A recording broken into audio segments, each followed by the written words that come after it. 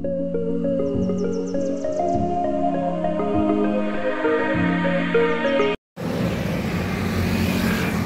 magandang umaga mga kadudoy. What's up ngayong araw? At ngayong araw po ay hindi ako mangingisda. At Lunes dapat po ay meron akong pasok. Shout out po sa mga bagong subscriber sa Kadudoy channel po. Maraming salamat po. At tayo ay inyong sinuportahan sa mabilis lang po na panahon, ano. At tayo po ay bago. So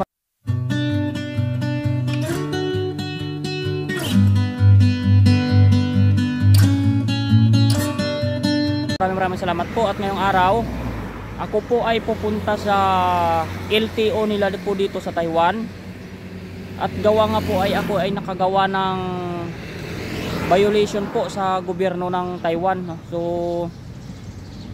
medyo hindi maganda po yung kinalabasan at tayo ay nalulungkot at tayo ay medyo nagkamali po sa bansa ng Taiwan. Kaya kailangan nating harapin at tayo ay baka mapapauwi po tayo, ano, kung hindi natin ito harapin yung ating nagawang kasalanan dito sa kanila, no? So ngayong araw po ako ay pupunta sa LTO nila.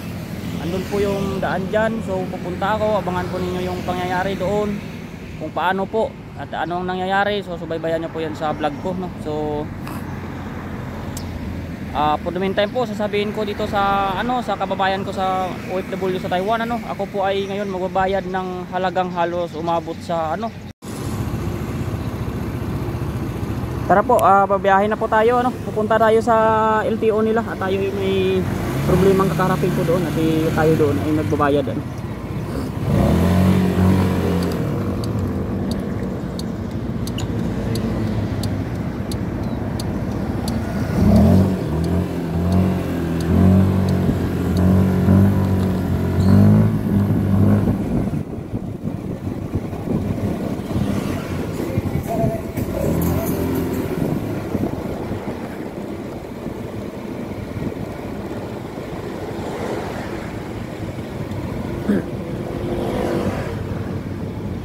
Ayan po, medyo marami yung sasakyan ngayon kasi Lunes nga, pasukan sa trabaho. Tayo po ay hindi papasok ng trabaho. Tayo po ay mayroong babayarang multa doon sa LTO ng Taiwan. So babiyahe po tayo, malapit lang po ito.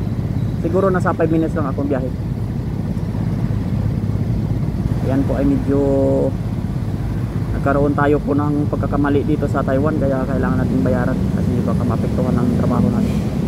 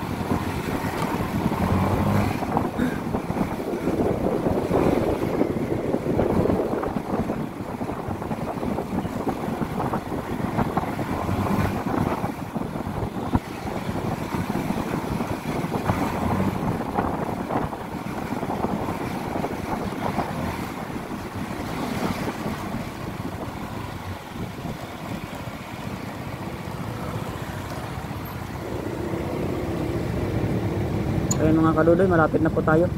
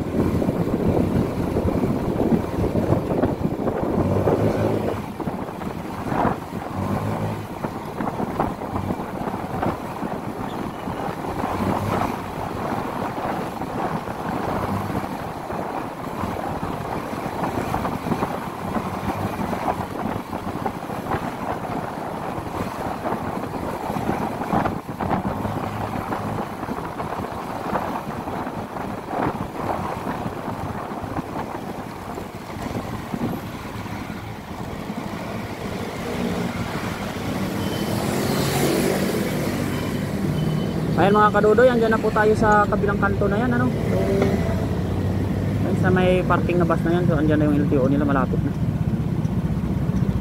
Kunti na lang po.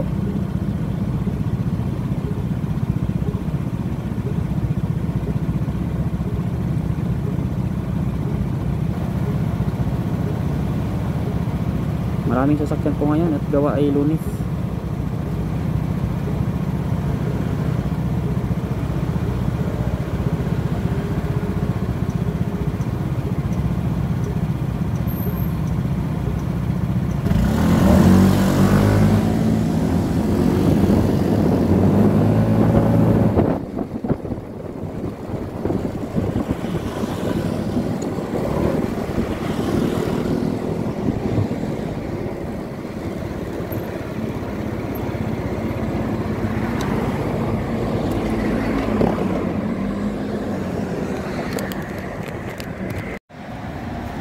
At ayan mga kadudoy, ay dumating na po tayo dito sa ating papupuntahan, ano. So ayan po yung LTO nila po, oh. Ayan, oh, ang laki niya yan.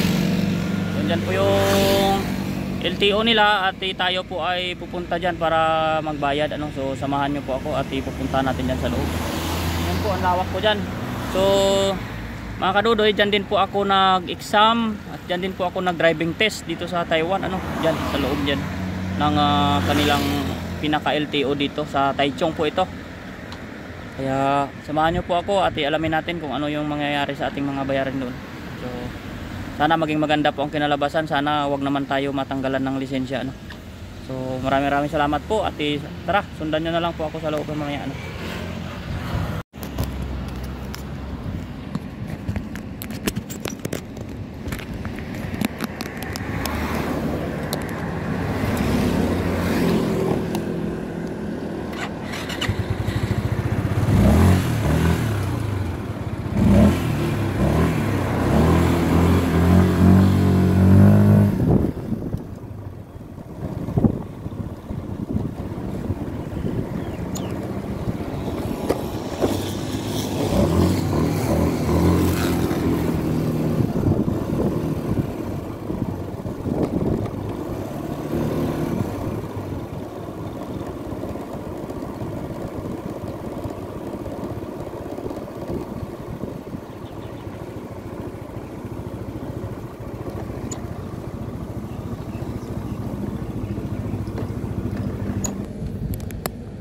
So ayan mga kadudoy, tayo ay papasok na sa loob, no? Sana ay hindi tayo pagbawalan na ano. So ilabas ko lang yung dokumento ng ating kailangan. So para pagdating doon ituro na lang tayo kung saan tayo banda pupunta.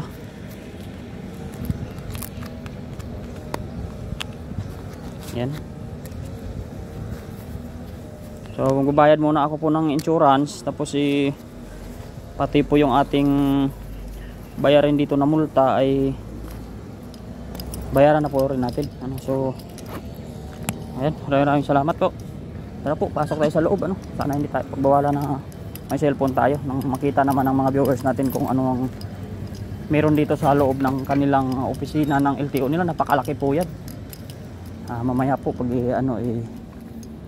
kuha tayo po ng picture. Ano.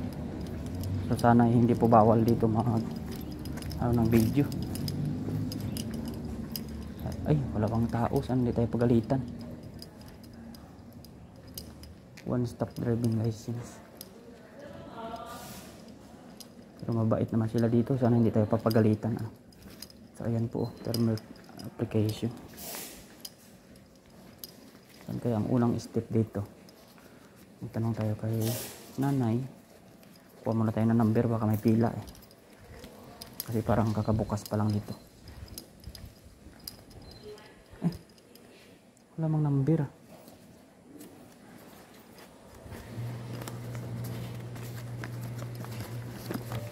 So mga kadudoy, walang number ano. So maaga pa tayo, walang tao. So maupo muna tayo, tanong lang tayo mamaya. At yung ating dokumento ay ito, basa na ng tubig. Nalublob ko ito sa tubig kasi road test daw. Ayan sa atin. So tanong tayo doon sa babae na nakaupo. Yung kung hindi tayo papagalitan.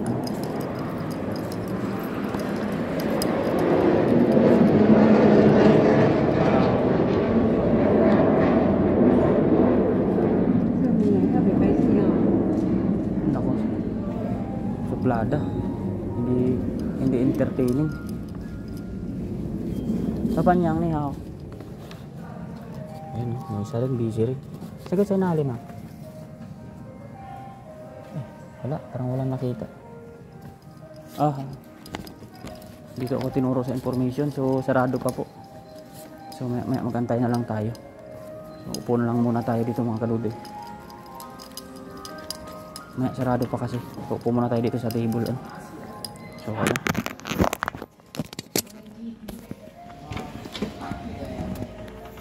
So, ayan po yung mga mga magbabayaran ka dito ng lisensya po. Galing doon ang haba ng dito, ang haba ng counter nila simula doon hanggang dito sa kabila. Yan, ayan. Yan, hanggang sa kabila yan. So, tsaka dito po yung information nila sa likuran ko banda. So ayan po. Yung information nila, yan. Pagpasok niyo dito, bandang kanan lang po kayo dito. Tapos antay lang natin sa information, doon tayo magtanong kung tuturo tayo kung saan tayong counter kasi daming counter dito. At saka kung driving test application po, doon kayo sa counter 23 pupunta, doon sa pinakadulo. Yan, doon ako nag-apply ng form para makapagawa tayo ng lisensya dito. At saka kapag medical, doon yan magbibigay sa iyo doon sa counter 23. So hanggang counter 23 po tong counter nila. So sa mga magkukuha po ng driver's license, doon po kayo kukuha sa sa pinakauna natin na counter doon sa pinakahuli pala sa 23. Doon po 'yan. So ngayon, sige po, abangan na lang ninyo mamaya sa tsaka ayan, kasi medyo masungit tong babae nito na natin tanungan. So maraming salamat po mga kadudoy. Mamaya na.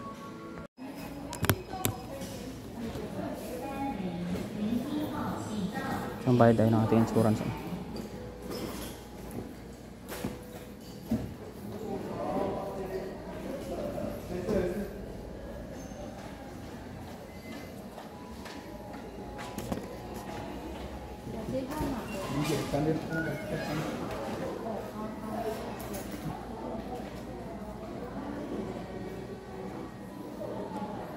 So mahirap dito guys, pag hindi tayo marunong masyado mag-Taiwanese kasi mahirapan tayo, sila hindi rin marunong mag-English masyado.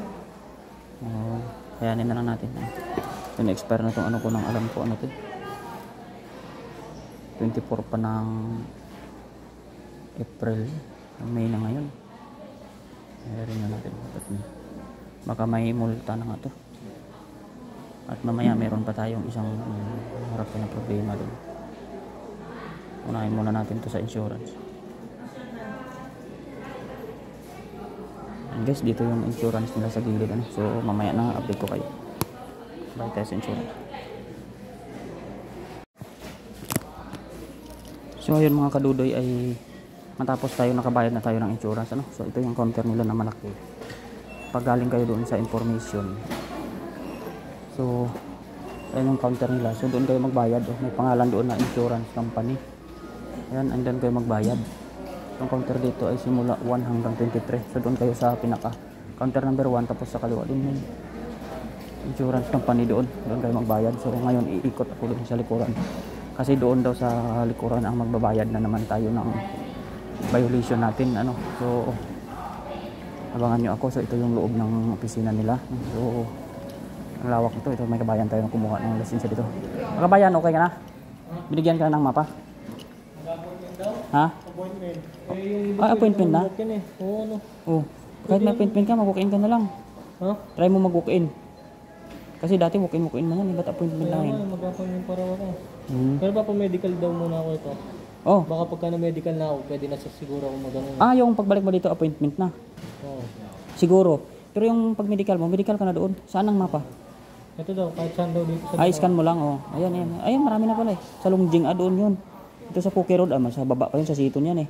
Layo yan. Ito. Oh, ito mas malapit yan. Ito ang hindi ko alam, sa may section yun. Sa Dado. Ayan, baka malapit sa Dado. Try mo, i-Google Map. Yan. Ang nang mag-appointment ako, hindi ako pwede. Maghapon yan, pre. Hindi naman maghapon. Medical, saglit lang naman. Pila lang. Appointment para ako dito eh. Oo, appointment ka. Okay lang yan, ipa-appointment mo na lang sa ano. Hindi pa kayo tinutulungan ng kampanya niya. Hindi matagal bago ako babalik dito, no? Hindi, saglit lang man yan. Mabilis lang yan.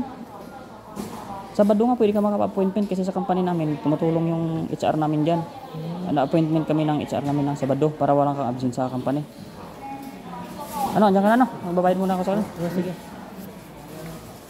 So ayan mga kadudoy, ang ating kababayan na isa ay nag-ano din doon.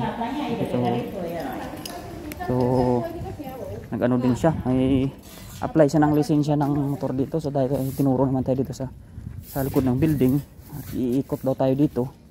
At dito daw yung bayarin ng mga violation. So tingnan natin kung saan ang lawak ng building dito. So second building office, baka doon yun sa kabila. So magtanong na lang tayo kasi yung sa information doon medyo hindi fluent yung English niya. So mahirapan tayo. So ayan mga kadudoy, at ayan yung pagpasok nyo dito yung driving test nila sa likuran. Dito kayo mag-drive test. So ayan mga kadudoy, at kumuha na tayo ng ticket number natin at saka ayan. Then nilabas na natin yung license card natin at saka ARC para kung hingan tayo ay meron na tayo dito. Yan. Saka dito magbabayad. Ayan, kayo magbabayad ng mga violation natin dito. So mamaya na mga kadudoy, update ko kayo kung magkano yung babayaran natin. Ayan mga kadudoy, matapos tayo lumabas sa opisina dito ng traffic violation regulation ng Taiwan. So ayan, lumabas na yung ating papel. At ayan, kung makikita ninyo, ako ay malungkot ngayon. At lumabas talaga itong aking bayarin. Ay umabot lang naman po sa po. At ang yung aking naging violation po dito na kaso ay thank you ma'am. So tinulungan ako ni ma'am kasi thank you so much. Thank you. Buti na lang mabait si ma'am. You can choose one Wednesday morning or afternoon. Morning 9 o'clock 9 o'clock until 12 o'clock. 3 hours, okay. So ayan po, salamat tayo at tinulungan tayo ng turo niya tayo sa pag seminaran natin.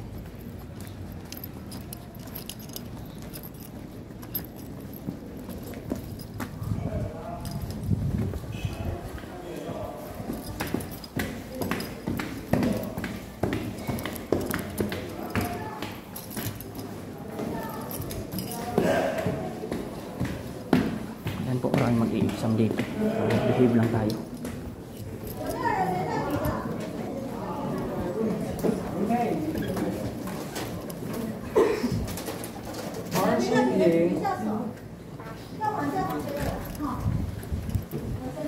You remember you come here. Okay.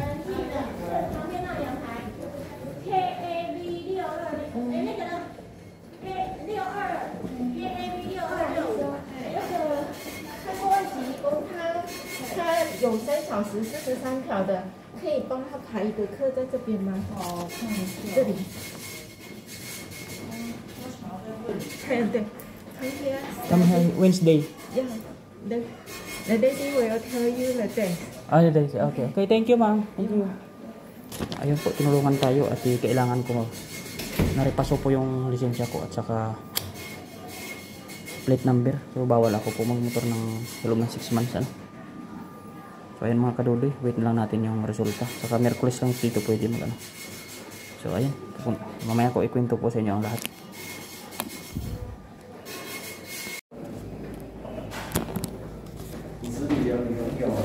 So mga kadudoy, papakita ko sa inyo yung kukuha ng exam dito ano. Ayun. So behave lang tayo. Kita ng exam.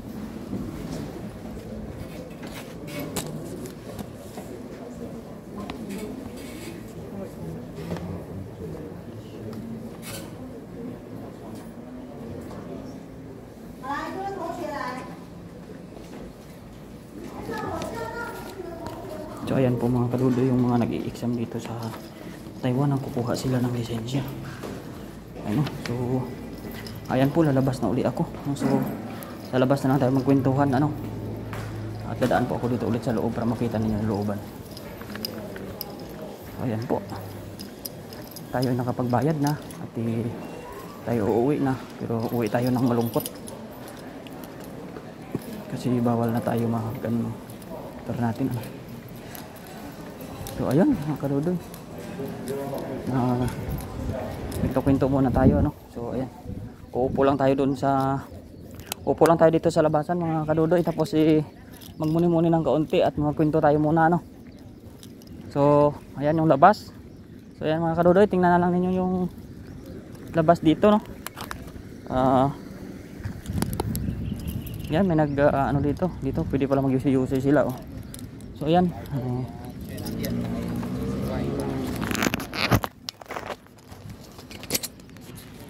so ayan mga kadudoy yung harap dito. So ayan yung pila nila ka LTO. So tayo po ay tapos na magbayad ng ating bayarin. Samantala sa kasamaang palad, umabot tayo ng 25,000 sa peso. Rebook yung aking plate number at rebook yung aking lisensya.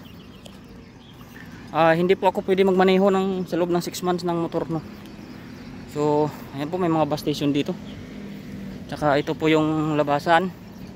Pag napasok kayo dito, so galing na sa labas, papasok kayo dito, punta kayo dito sa labas.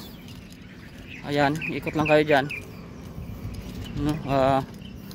Kung kukuha kayo po ng lisensya, pag tapat na po ninyo dito sa building A, so pasok na kaagad kayo doon sa dito, pasok na kaagad kayo doon oh. Ayan dyan sa ano na yan, sa building na yan.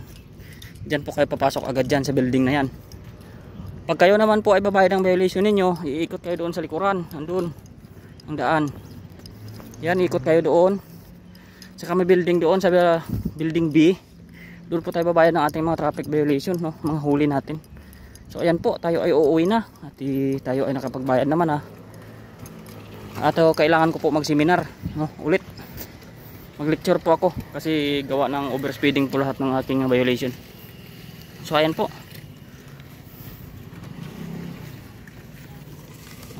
Daldala na po natin yung ating papel ano.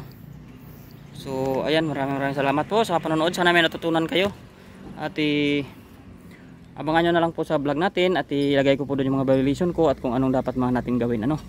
So gawa na po natin ng magandang video dyan. At tayo po ay uuwi na mga kadudoy. So see you ano. So ayan ano, tayo ay natapos na rin dito sa kanilang LTO. Bayarin natin. So uwi na tayo at saka i-upload na lang natin yung ating experience dito para makakita ng iba at saka anuhin na lang natin ng maigi kung ano yung mga dapat gawin. So bye bye na po. At ayan nga mga kadudoy, ako ay umuwi na dito. At saka nakuha na natin yung ating dapat bayaran doon. Ayan. So, ayan po. So, na-revoke tayo ng 6 months yung ating lisensya. Dito po ako. Tapos,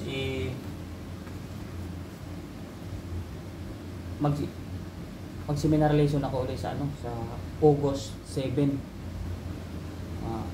8:40 ng umaga hanggang alas 12 yan. Alas 9 yan mag-start. Yun. So, ito naman yung ating resibo. Yan, sa ating huli. No? Meron tayong 4 na sunod-sunod na huli. So, isang 12,000, isang 4,000, ay 1,400, 1,214 ulit. So, total po siya ng halos 16,000 sa dollar. Kung higit kumulang pusin natin para sakto po yung ating calculation.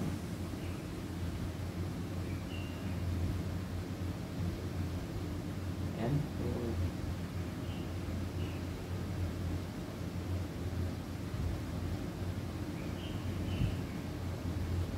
Ayan po. Ay, hindi ko makita. Ayan 16,000 ho yan. Ay, kulang pa po ng isang zero. Ayan. Ayan, 16,000 po. Ayan, 16,000 yan. Times natin sa 1 point. Pagkaya na natin 75 yung palitan ngayon. 1.75 kasi mababa.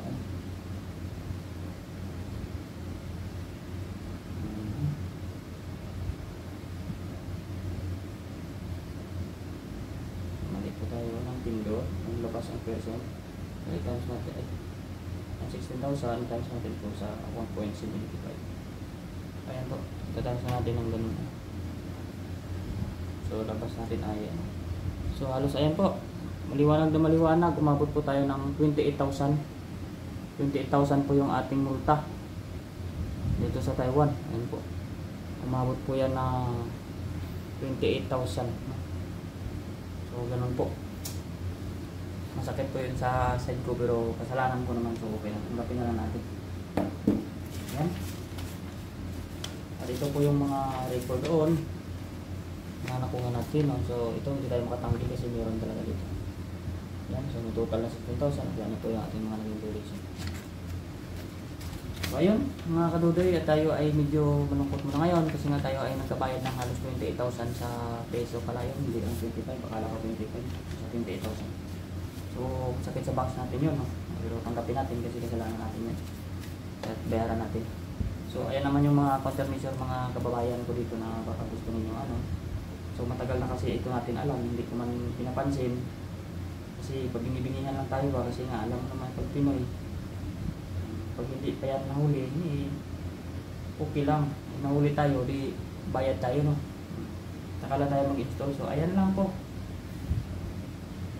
Ayan lang yung mga po pwede natin gawin. So, mag-download kayo ng ganito. 40 kph na ay speed cam.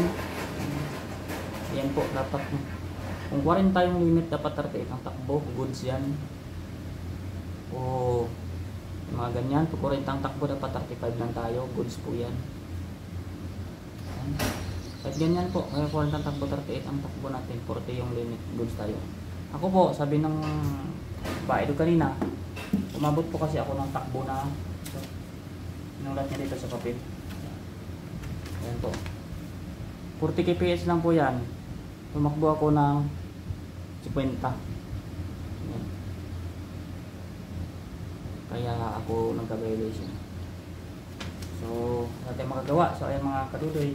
Medyo huwag kayo malungkot pero na-rebook tayo ng 6 months. So, hindi tayo makapag-motor ng 6 months at ating lisensya i-rebook din 6 months din yun.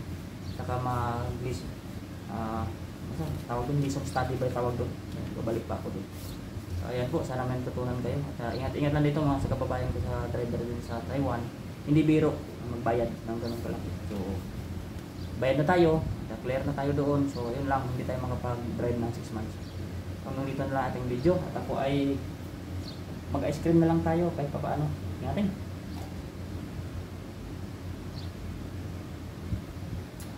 Yan po, ice cream tayo. Bye bye po. See you sa next video sa ating fishing adventure.